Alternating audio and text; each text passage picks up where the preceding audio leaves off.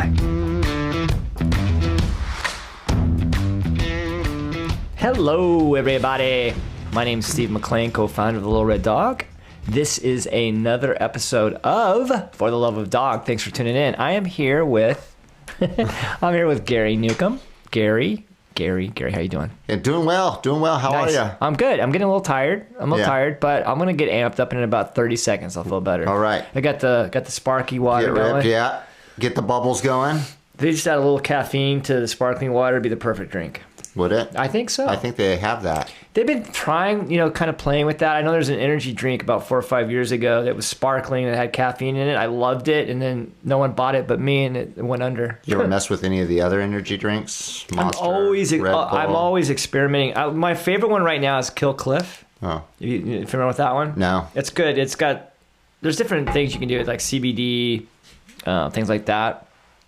I like the way it tastes. It's not cheap though, man. What about like the 5-hour energy shots? You ever I did that early on, and for some reason, when those first came out, you feel great for like an hour, and then you feel like shit for 8 hours or whatever. I only tried it once. Yeah.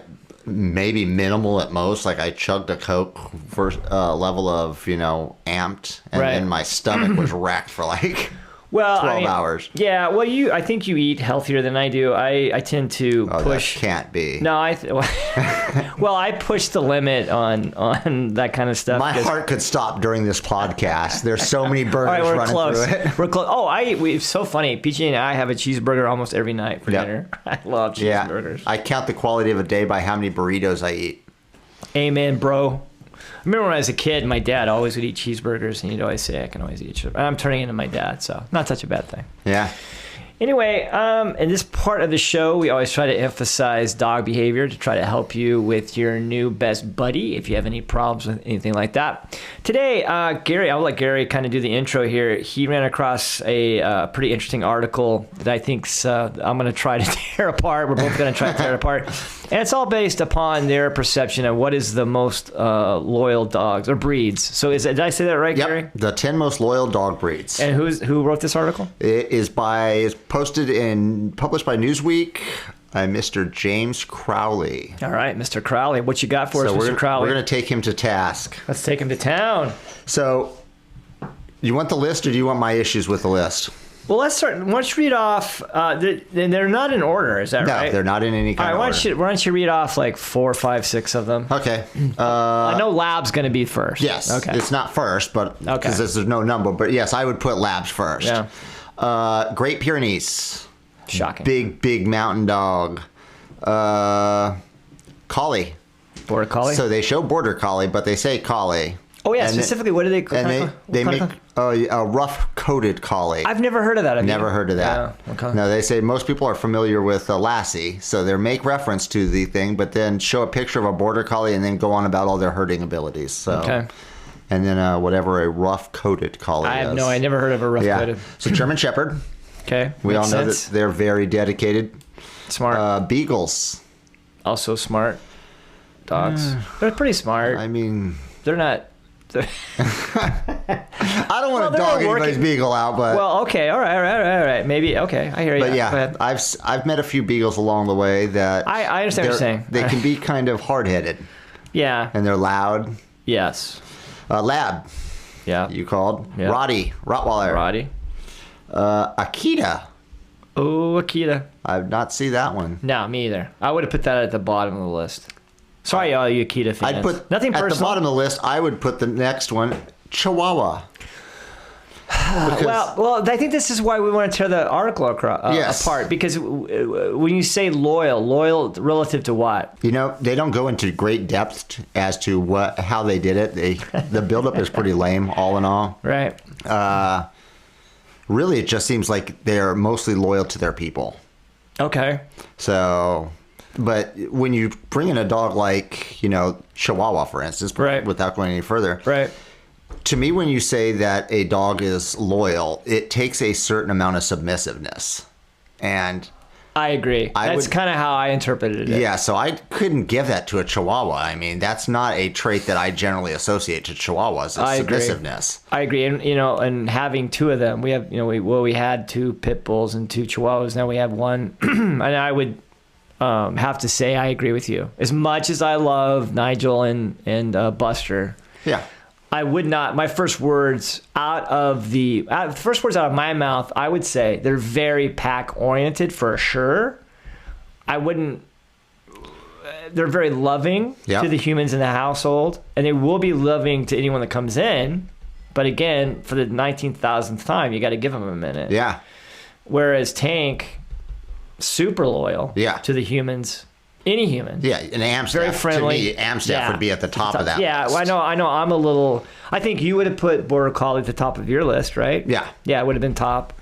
So explain why... And I don't think we're being unfair picking this apart. He doesn't really define what it means. No, he doesn't. And, the problem comes in the definition of loyalty. That's what I mean, yeah. Yeah, the problem that you have is that in loyalty, there's other issues that come of that. Right. And when you have a dog that's too dedicated to only their people, you have a dog that's going to become territorial. And so the dogs on this list, several of them, I've had to work with people's dogs that have been territorial, are not good with strangers. And yeah, they're great, loyal dogs. They love their pack. They love their people. They'll do anything for them. Right. But in that is the innate need for them to step up and be a security guard. Yeah, and I think all people need to understand your dog's DNA, most dogs' DNA is in the back of their brain. They're somewhere. They're going to default to, I need to defend this area. Yeah. Okay. And human beings think the same way. Absolutely. But for humans, it's learning manners, learning how to share.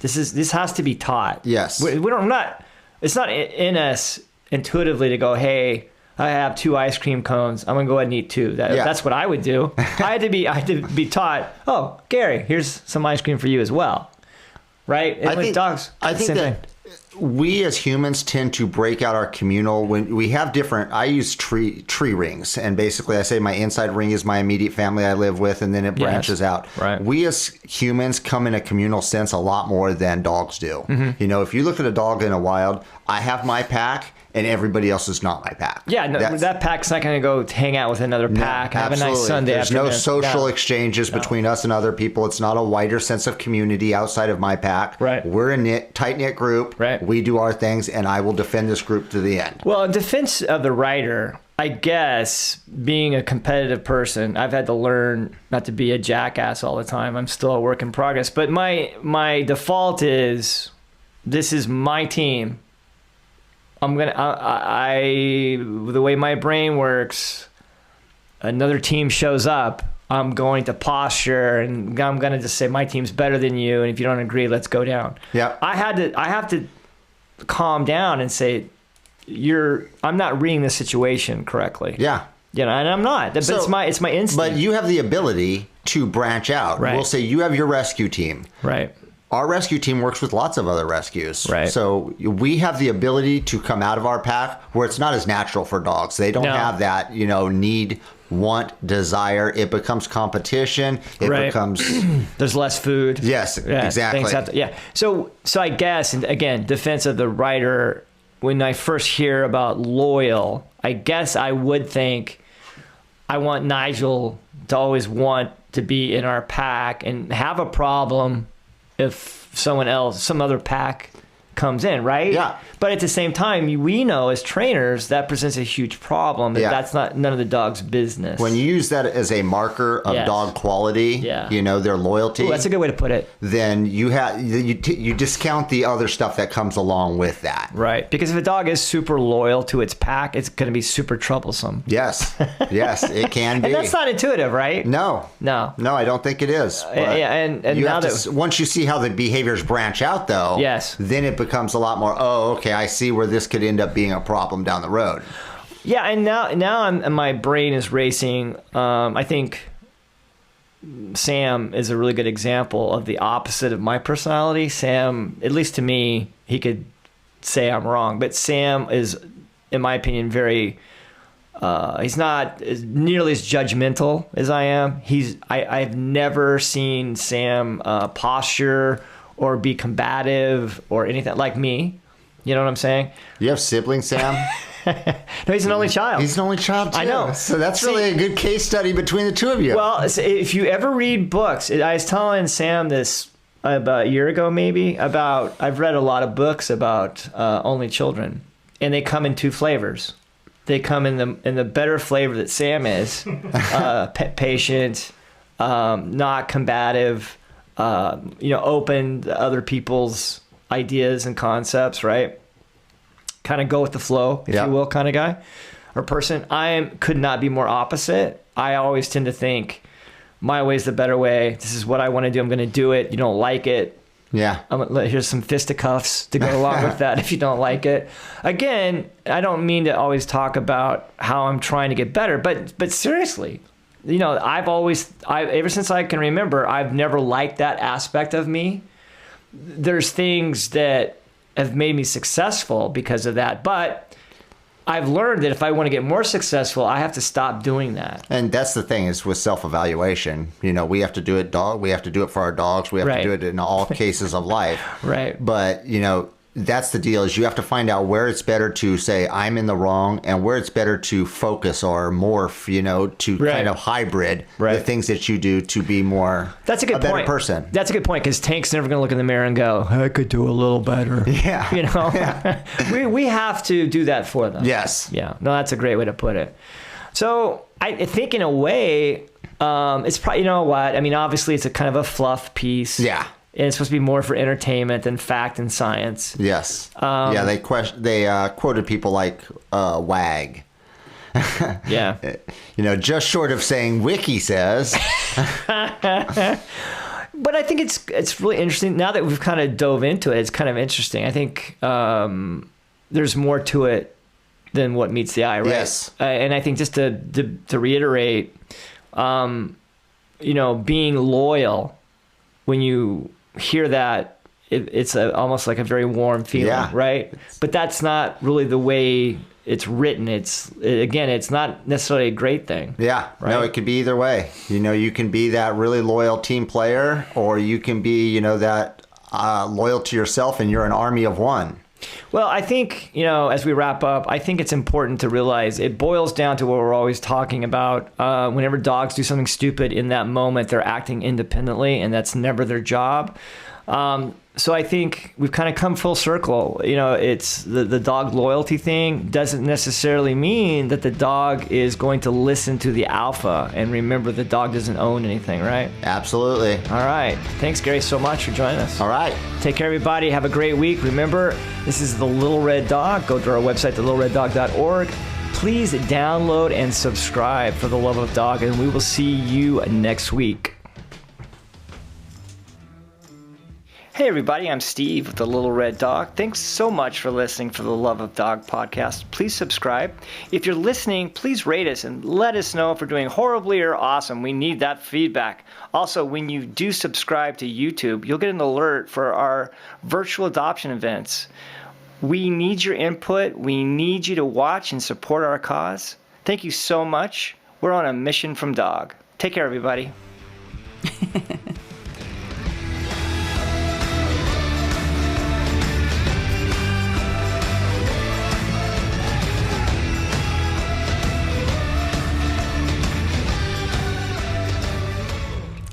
And we're back. Hey, everybody. I'm PJ, co-founder of The Little Red Dog. We are here on the podcast for the love of dog, and we've got a special guest here in the studio today, Mackenzie McLean, who is our what's your title this week?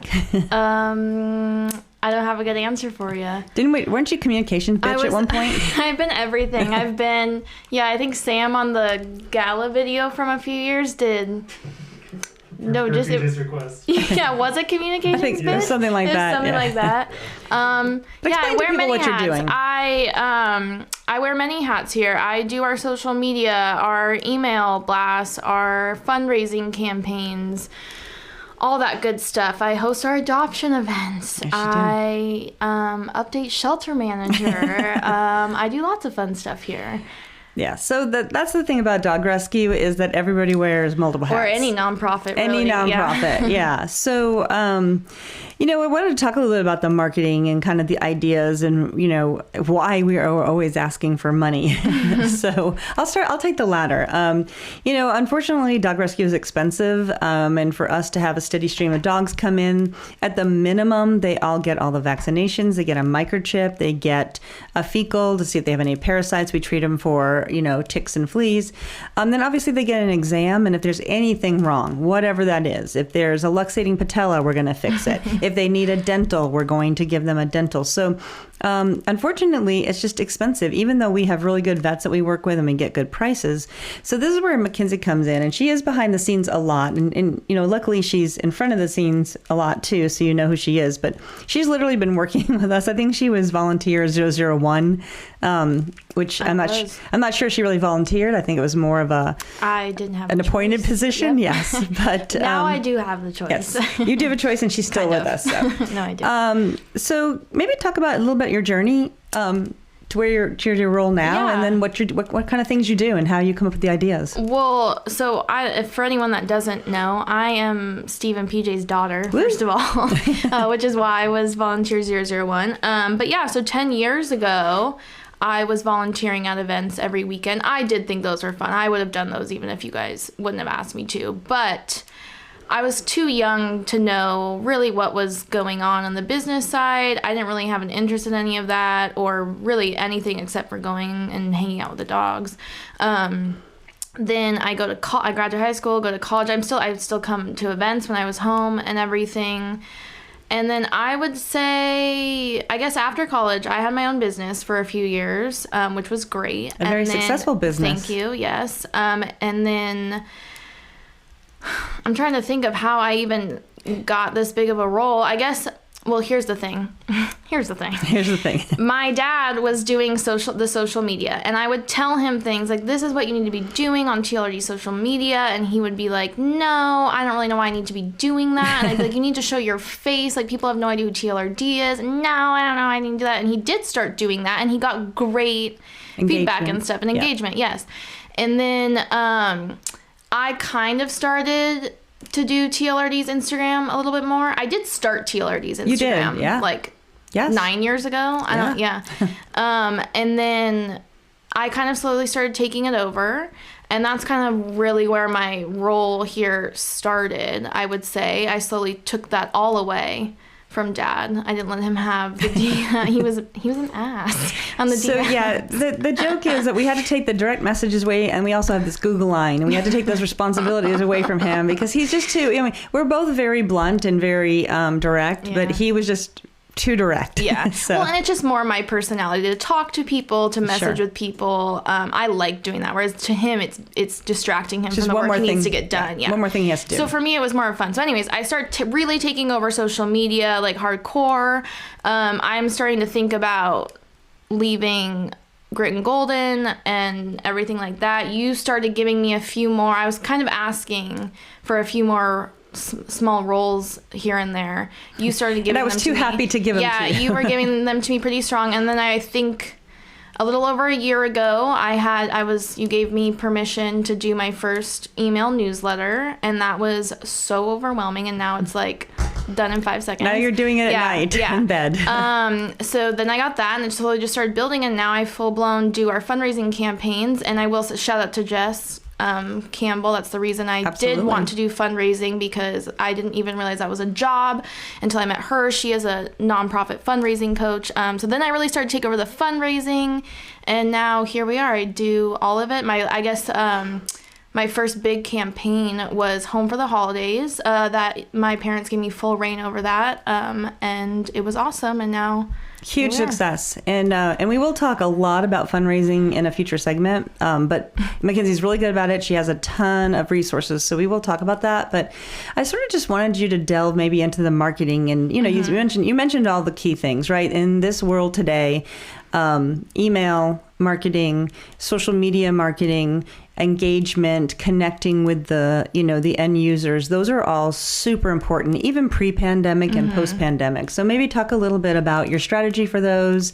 how you come up with the ideas, like what to feature, if somebody's really looking to start doing something like that, whether it's a volunteer at a shelter or they have another, business or nonprofit, like what kind of things, should they be doing or executing against? Well, I guess I'll start with social media, and that it is important. You do need to have it. Yes, Steve and Dan. You don't need to do every platform. Right. I think choose one or two and rock those pretty hard consistently. Like we don't do Twitter. I think things maybe automatically go to Twitter, but we really do focus on just Facebook and Instagram, and they are two different audiences. I will say our Facebook is an older audience and our Instagram is a lot younger crowd, but they're both important. I don't really know what direction I want to go in here. I've got like 1,000 thoughts running through my brain. Well, I think I'm just going to interject really quickly while you gather your thoughts. I think, that's a really good point because people don't understand. You do not have to be on every social media platform. I urge you not to. I agree with Mackenzie. I mean, obviously marketing is my real job in real life. Actually, I get paid for. And, I think it's a bad idea. And we know from the dog rescue that the Facebook really was our bread and butter for years. We see now that sort of not changing, but Instagram has also become very important to us. And I think, Mackenzie does kill it. Obviously, it's all about the content and she's got these great ideas. And Steve and I are always like, I don't ever get to look at my Instagram until I'm in bed. And I'm like, wow, these are great posts, So, we're always in awe of the content. So, but I think that's a really good point. Really know where your audience is that you want to reach. Where your audience is for sure. Yeah. What else?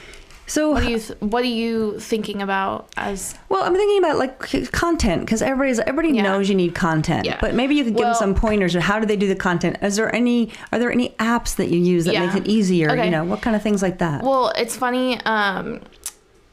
When I first started, I was like struggling to get enough content, and now I have so much. I wish I could post like 5 times a day. We post at least once a day, which is a lot for a nonprofit. If you're like new on posting, our Instagram is a lot in a good way, and it works for us, but I would focus on posting like 2 to 3 times a week. We post a lot, and that's a lot of it's because we just have a lot going on right now, which is amazing. But yeah, our Instagram is definitely, and our Facebook is definitely a balance of fundraising, showing off dogs available for adoption, showing medical updates, talking about events coming up, our podcast. Like we have so much going on, which is awesome. And you probably do too. Anyone listening that's like, well, we don't have that much to post. You do. You just have to like think about it in that perspective. So stories on Instagram, stories versus feed. Posts. Yeah, talk about that for a sec. So it's funny because when Instagram first announced stories, I was like, no, ew.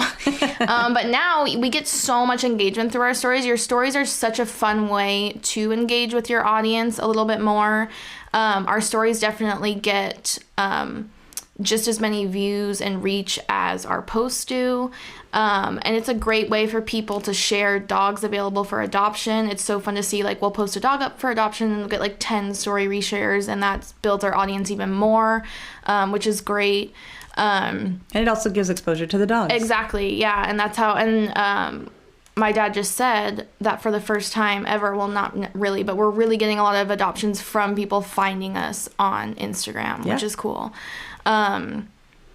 So yeah, stories are great for getting some engagement from your audience. I feel like a lot of nonprofits think they don't need to do all that stuff. And I think it's more just they don't have the bandwidth or capacity, which I understand. I think we're lucky that we have a me. I don't mean that like in an egotistical way. I mean more like I wish every nonprofit could afford to have someone, because it does matter. It is marketing and you need it and it's important. And Yeah, I think I've been in marketing for a long time, and I can tell you that it is true. And I hated social media, and I didn't really want to be on it, and I didn't understand. I mean, I understood it. I just didn't understand why I had to do it, both as a marketer for whatever my job was at the time, or for the Little Red Dog. And I thought with the Little Dog we would probably just post for money or save dog or whatever. But I think that's the thing that people don't realize, how important and how ingrained it is. I mean, there's so many stats out there that just tell you. And just qualitatively, we can say that you used to get a ton of inquiries and donations off of Facebook, and now we're seeing that with Instagram. And certainly, obviously, it's a younger audience, and they're very comfortable, right? They're all digital natives. They want to see it. They would rather communicate through direct message than an email, And I think that's why you need to have that engagement, and you need to, you don't have to, like Mackenzie said, you don't have to have content every single minute of the day, but something that does resonate with your. It's all about your target. Something resonates with your target, and again, qualitatively, we're seeing apps coming, applications for adoptions, and we're getting donations, and people are using Venmo. It's like all these different platforms and channels that, you have to tend to. It can be overwhelming. It can be overwhelming, but I think if you embrace it a little bit and try not to hate it so hard, the change, because it is hard. Like, there's this new app, Clubhouse. I'm just like, no, it's too much. I know. And it's hard to just be like, no, but I think if you embrace it a little bit and figure out how you can make it your own to your organization or shelter or whatever you're at, it becomes fun. Like, I think the moment I realized our Instagram and our Facebook and our social media and our marketing, everything that we do doesn't need to look like someone else. It doesn't need to, just because someone else, it's working for someone else doesn't mean it's going to work for us. I think the moment I started just doing what I think goes with TLRD and our message and our branding, that was a second our Instagram and Facebook really started to take off, because there's so many dog rescues out there, but we're doing it our way and a little bit differently. And we do have the same mission as most dog rescues out there, but our team and our people and our messaging and our branding is what makes us unique. And it's just been really fun to embrace that on social media with our fundraising campaigns, with everything. Exactly. And I think that's a really salient point, because you do want your social media channels, probably more than anything, to really reflect your personality. And like you said, reflect your branding, but your branding is the team. It's how we are. We're a little edgy. Yeah, it's the we're a little people. Fun. Yes, exactly. I mean, I think most, like, if animal rescues or anything are listening, they think it's all about the animals, which it is. But people... We can't do it without the people. People connect to people. Right. Even though people might think dogs and animals are cute, they connect to the people that are doing it. And that's how you build your following and a community that truly supports you no matter what. I think I used to get really upset when we would lose a bunch of followers, even if they were robots or whatever. But I feel like that number's gone way down when we just started being us fully, like not holding back. And the number's gone down and our following has gone up. And I will say too, it's like the number doesn't matter. If you have 500 followers versus 15,000 followers, I would rather have 500 people that really freaking care about our cause than 15,000 people who don't even like our posts. Yeah, that don't even really come. You want to have people that truly care about you and what you're doing, and the only way to do that is by showing who the team is and who you are and everything like that. Right. And I think, again, it's important that Mackenzie engages with them, and I think the other thing is that, we're big enough that we rescued, 561 dogs last year, but we're small enough that we still recognize when we see people posting or joining up, we're like, oh, so much. That's our adopter. Well, this person did whatever. One thing I've learned about working with different, because I do work for a few other nonprofits here and there, and with Jess still and everything. And one thing I've learned is that nonprofits just get kicked in the butt. Like, how come name whatever business can pay someone to do their social media a Nike. big salary? Yeah. But for some, and nonprofits need to do it just the same as regular businesses should be doing it. Yet we get, sorry, Nanny, shit on. Nonprofits in general get shit on if they want to have an employee to do their marketing. And I'm sorry, but in 2021, you have to be doing this stuff if you want to reach the people that care about your cause. Right. I mean, you have to have good people in place. You have to pay them. And that's how we rescue more dogs, is by having that engagement. It's been an eye-opener for sure, just the past year with, COVID has made it obviously even crazier because everything has to be virtual. Right. But yeah. So as we wrap up, if you could give advice to people out there who are just starting out or trying to hone their digital marketing skills, maybe give your top 3 pieces of advice. Oh, gosh. Or however many you want to give. My top 3 pieces of advice would be, I know this is going to sound cheesy, but be you. I know it sounds cheesy, but that's what we just talked about. And your team, your team has a brand, even if you don't think you do. You do. And even if it's just you do.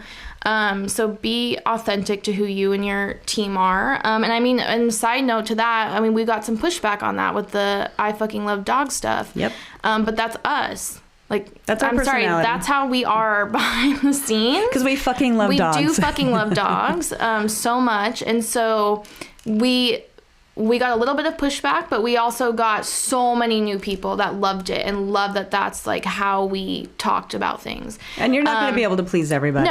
Yes, remember that. Another thing would be, this is what I do in my head when I'm making captions or writing newsletters. Talk to one person in your head. I pick the person I want to talk to, whether that's a volunteer, a donor I love, a foster, and direct your messaging towards that person. Don't try to talk to the donors, the team members, the fosters, like everyone all at once. You're not going to you talk to one person at a time. That was a huge perspective shift for me when I figured that out a few years ago. And number 3, what's the... I don't know. You don't know? I will think of something. I wish people could ask questions. I know. Maybe they can. If you're listening to this, ask DM Mackenzie because she can answer you. Okay, I have one. Okay, good. And me and Jess talk about this all. This is from Jess. Warm up your audience before a campaign. It's my favorite thing to do. No one ever knows I'm doing it, and that's the goal. Before any event or fundraiser, spend at least 30 days. Jess always said 9 days. At least 30 days. Giving.